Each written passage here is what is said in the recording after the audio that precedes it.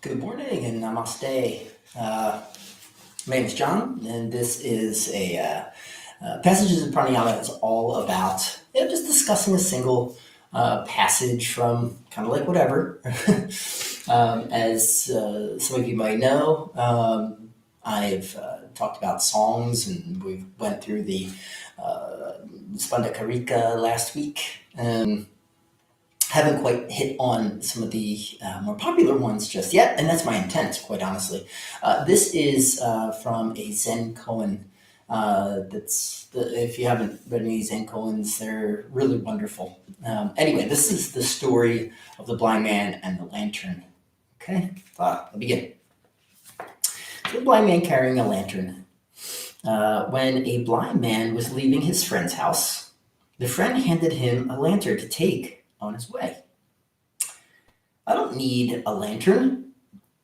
It's all the same to me, whether it's dark or light.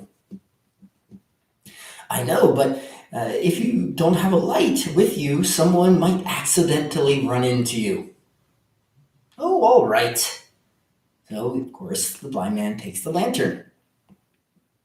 Of course, what ends up happening, somebody ends up running into him. Can you see a light right in front of your face? The blind man says to the man who runs into him. And the guy who runs into him says right back, "Hey, buddy, your light was already out." That is the way it was originally written, of course. So your light was already out. Now, to sum up, right, this is...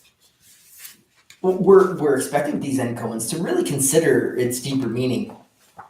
And in this case, it's about the borrowed light. Right? That's what the crux of the story is all about. It's about the lantern, the blind man taking the light from somebody who thinks that they might know best.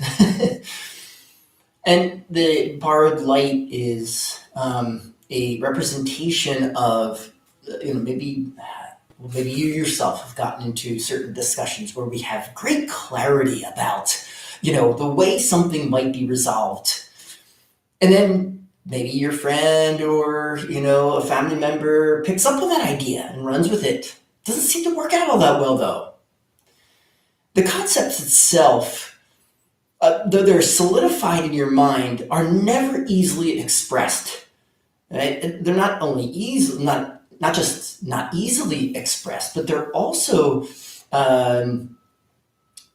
difficult to communicate the finer details of the thoughts that you had, so that they can then use the details of your ideas in the most effective way possible, right? The way in which you would use them.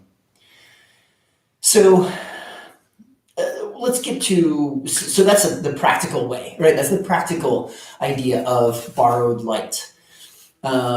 Now, when it comes to enlightenment, actually, the word light here actually shows up. We can never really use the experiences of another when we're attempting to gain enlightenment through the practices of, yoga, meditation, Taoism, or Buddhism, or whatever it might be. Zen, in this case.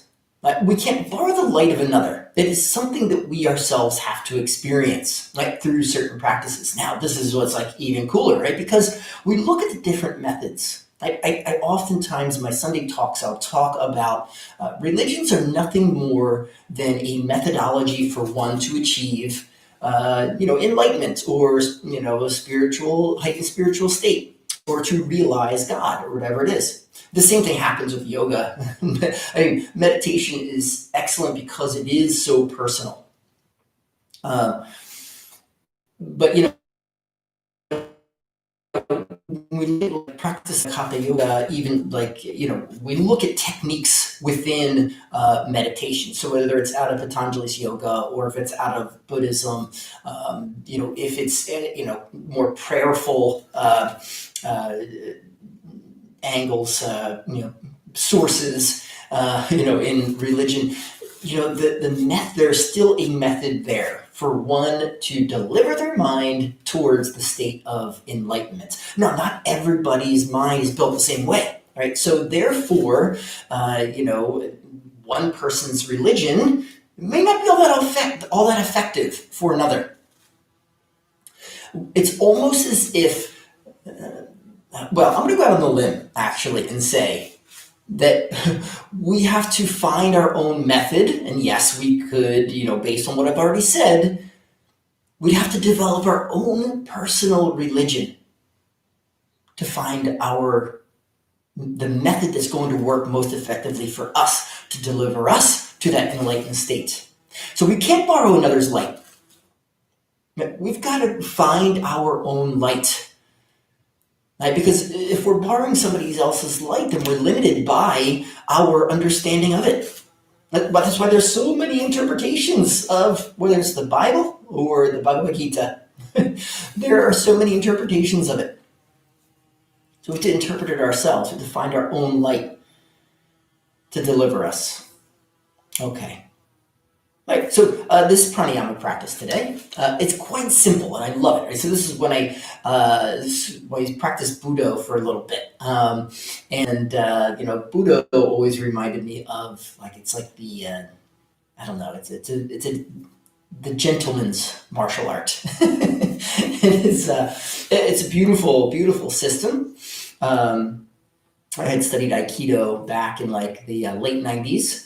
And this was a breathing practice that I loved so much, right? I would do it every day. I loved it so much. I don't do it every day anymore. As a matter of fact, I can't remember the last time I did it, probably a few months ago. But the goal here is we're going to take 3 cycles of, full breaths, all right, making them as deep as possible, trying to oxygenate our blood. Then we're going to exhale, retain. All right, so exhale retention means that we're going to exhale completely and hold the breath out. Right? Those of you familiar with Uddiyana Kriya, you can apply Uddiyana Kriya here if you'd like. Just don't snort on your way back out. Okay. So so the exhale retention, you're going to hold it for as long as you possibly can. Right?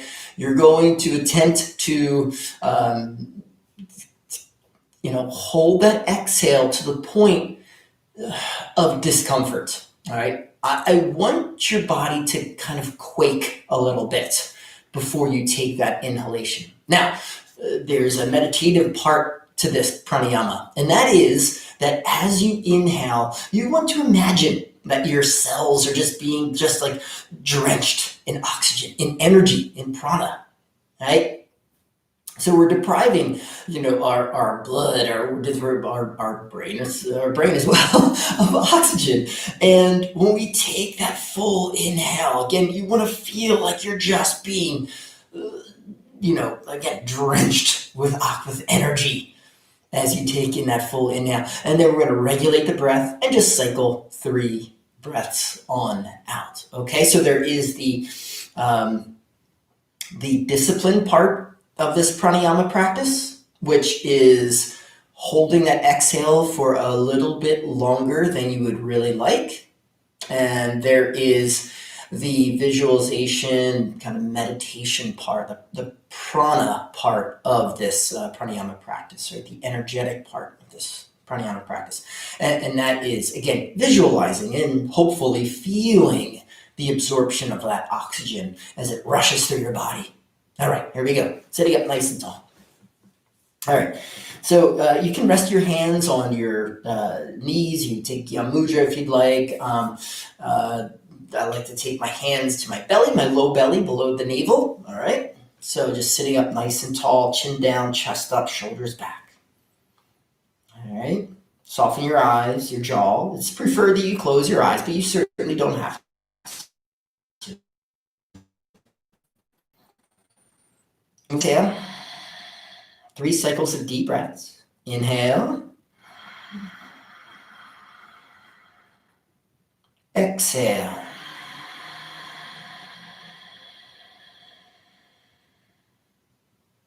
Inhale.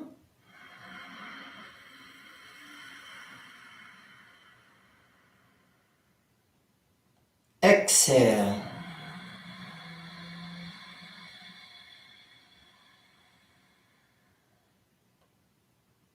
Inhale.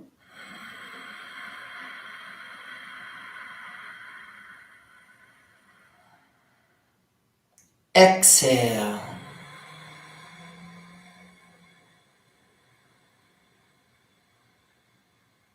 Now we're going to take a full inhale.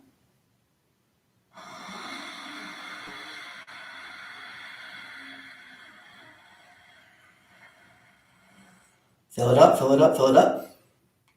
Exhale completely. You're going to hold your exhale out. So exhale, exhale, exhale, exhale, exhale. Exhale as much as you possibly can. Hold for as long as you can.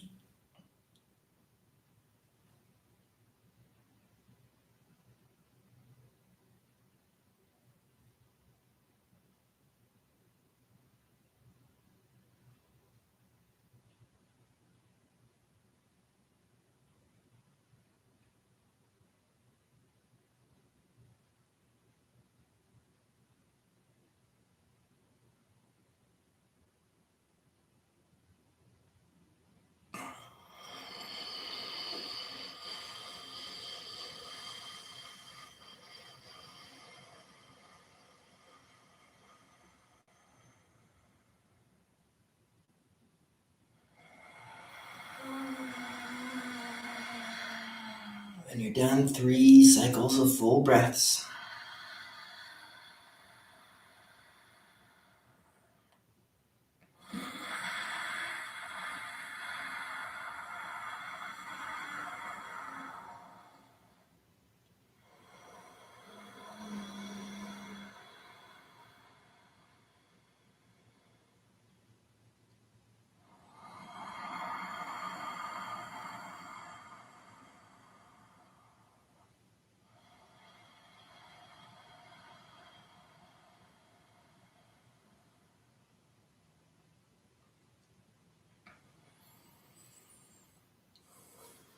If you're still breathing, that's fine. I want to thank you so much for joining me today. Meet me here every Friday. Okay, Friday mornings of Passages and Pranayama. Keep up your practice. Namaste. Peace.